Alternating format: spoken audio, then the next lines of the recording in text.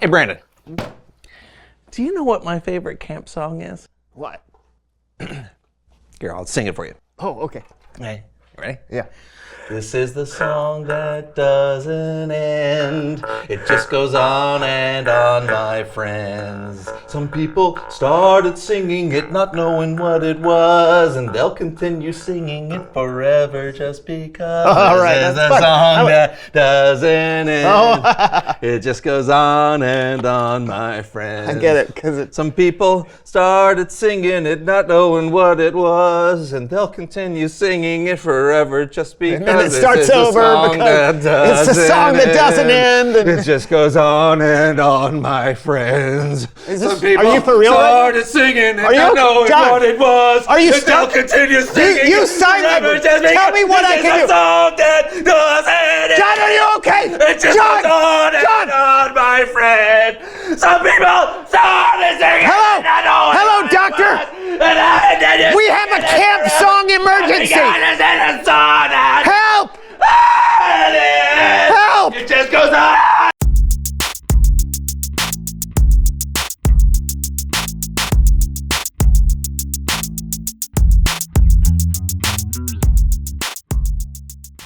Hello, everyone. I'm Brandon. I'm John. And welcome to the show. You are spitting everywhere. Sorry.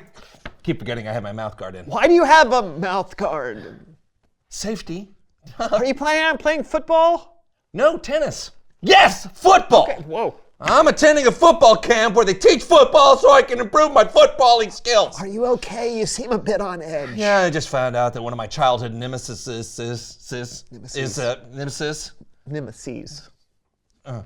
coming to the same football camp as me, and I don't know how to handle it. Well, maybe you won't be on the same team and you won't hang out that much. Yeah, well, I also just found out he's coming over here. When?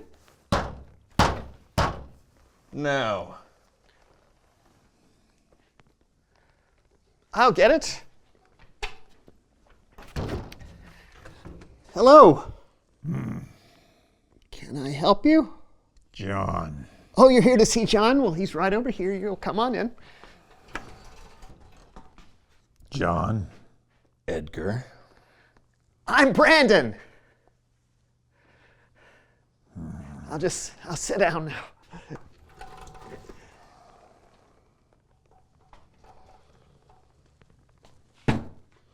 Been a while. Yes.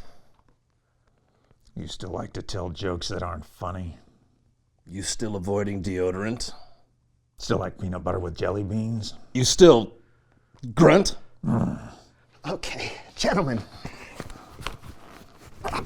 If I may, what is the beef between you two fellas? We both went out for the high school football team, and there was one spot left. And he got it. Till this day, I still don't know why. I think I do. And ever since then, we've been rivals, on and off the field. Okay, but that was years ago. Why don't you two just sit down and work it out? Okay, we can do that right now. Yeah. Maybe he's right. Maybe. You thinking what I'm thinking? I think I'm thinking what you're thinking. Wait, what are you thinking? I'm thinking that thinking's getting us nowhere. We need to settle this the only way we know how. Let's play! Okay, whoa. Unsanctioned sporting event violence is never the solution. Let's not get carried away. What is this? Football, Brandon. Okay, no, that's electronic football. Is this why you're going to camp? Yeah, it's electronic football camp. I mean, what did you think we were going to do? I don't know. I mean, you're wearing pads. So? And you look great. You ready for this? Are you ready, Edgar? I asked you first. And I answered first. You're supposed to answer first. I did, with a question. You can't answer a question with a question. Yeah, I can. No, you can't. Yeah. No. Yeah. You can't answer a question. Can we just play the game? Right.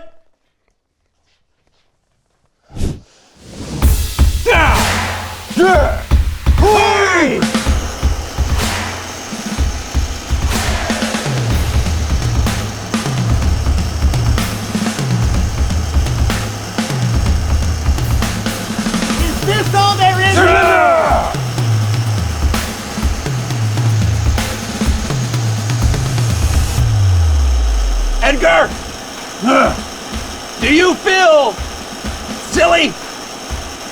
Yeah. You? I do. Why are we still fighting? I don't know. Maybe we should start over. You think we can do that?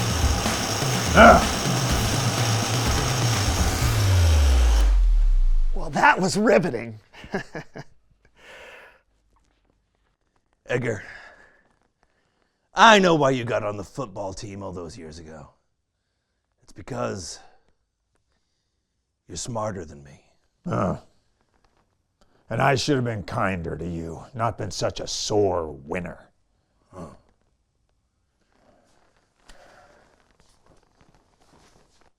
Friends?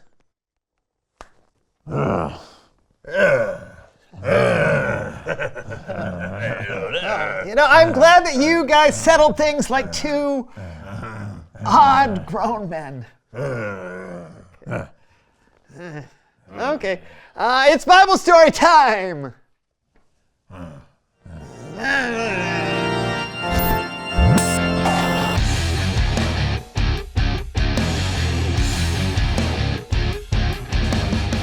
Hey fellas, what's up? Just making amends with an old adversary. How about you? What a coincidence. I'm about to tell a story about some enemies who made up with one another. They made amends. They made almonds? No, amends. You said the word first. We did? Take it away. I like almonds. You can read this story yourself in the book of Acts, chapter 9. Back in the day, Bible days, there was a man named Saul. Saul was a Pharisee, a teacher of the Jewish law, and he was not being very kind to followers of Jesus. In fact, Saul was having them arrested. He thought that's what God wanted him to do. Well, one day, while traveling on the road to Damascus, Jesus revealed himself to Saul through a bright light and told Saul that what he was doing was wrong. Then Saul changed his mind and started following Jesus. But, looks like we've got some breaking news.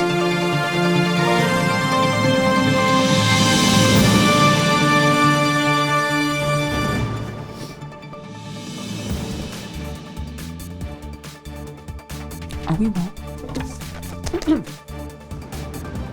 Good day. I'm Diane DeWitt, and this is the Ancient News Network, the leading network for only the most ancient news. Later in today's broadcast, jumbo shrimp. How can it be both? But first, word has spread that a dangerous man is coming to Jerusalem. Joining us from Jerusalem is a panicked Christian. Hello? Anyone there? Seems we have some technical difficulties. Oh, excuse me. May I ask you a quick Can I Sir? Hey! Sir, can you tell us what you are so scared of? Saul! He's coming! He's coming to Jerusalem! Saul the Pharisee, who has Jesus' followers arrested, even killed? That's the one! Undisclosed sources say that Saul has changed. Now, instead of arresting followers of Jesus, he is a follower of Jesus. What? No, that can't be. It's a trick, I tell you. A trick! That guy will never be welcomed here. Never! He is my enemy! I see. Well,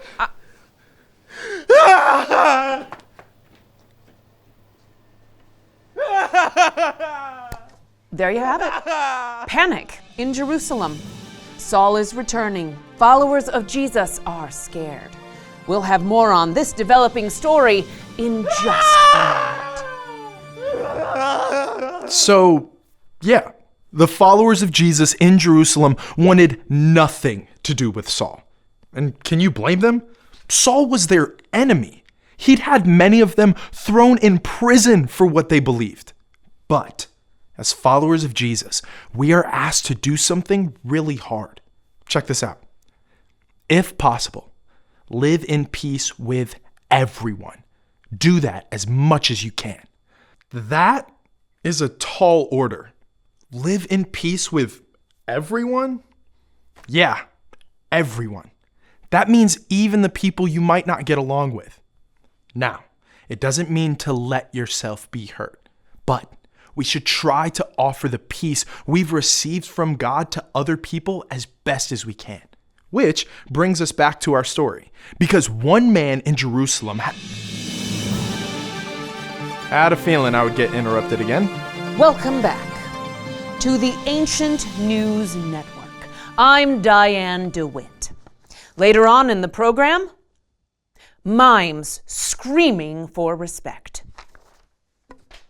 But first, our breaking news. Feared former Pharisee Saul has made it to Jerusalem, and an ally has emerged. Sir, can you give us your name? Yeah, my name is Barnabas, and I'm a follower of Jesus here in Jerusalem. And I understand you had a recent run-in with Saul. Actually, it wasn't so much of a run-in as it was an invitation. I actually welcomed Saul when he got to town and invited him to stay. You did this while all the other Jesus followers wanted the opposite. Yes. Okay, so I had heard about Saul's encounter with Jesus on the road to Damascus, and how Jesus appeared to him in a bright light, and how Saul lost his sight. So Saul can no longer see. No, he can see again. I mean, God sent a man named Ananias to help restore Saul's sight. And when his eyes were finally opened, Saul got up and started preaching about Jesus all over Damascus. That's how I know he's changed.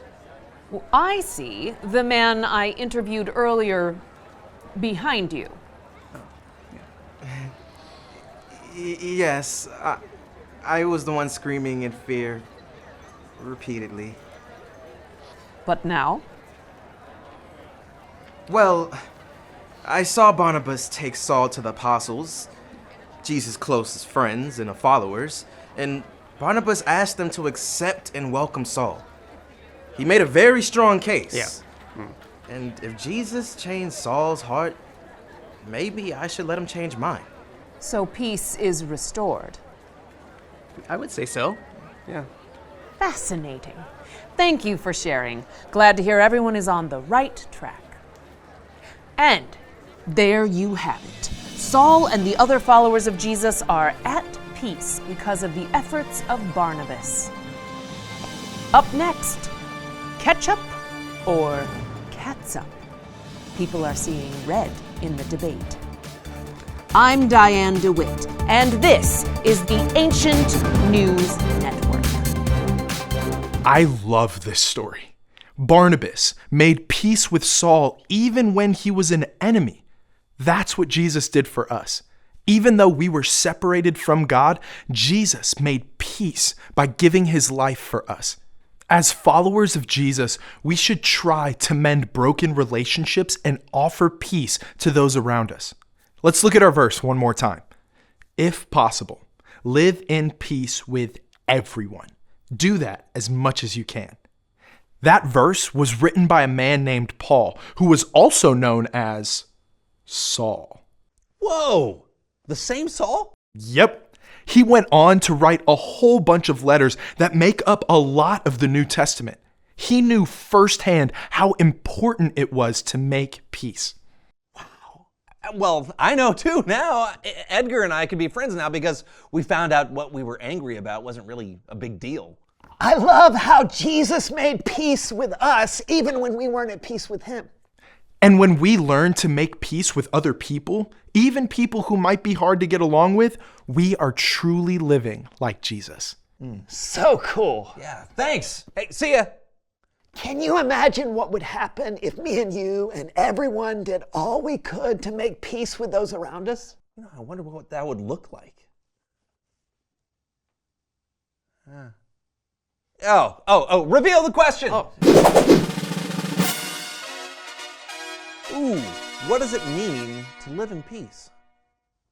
You know, it might mean trying to get to know other people instead of judging them. Yeah, it might mean forgiving someone or believing the best in someone or understanding that we are all still learning and growing. You're still growing? I stopped growing at 16. Not physically, I mean, never mind. That's all the time we have today. Yeah, what does it mean to live in peace? Talk about it together. And we'll see you next time on the So-and-So Show. Hey, I got an idea. What are you doing?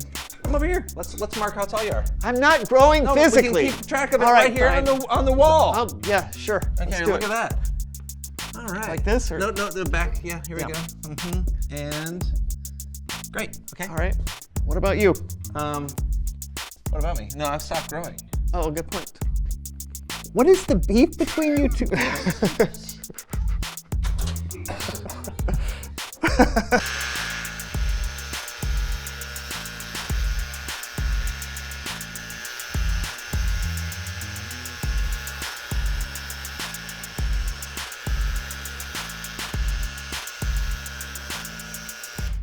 People pay money for this? It's about as real as it gets.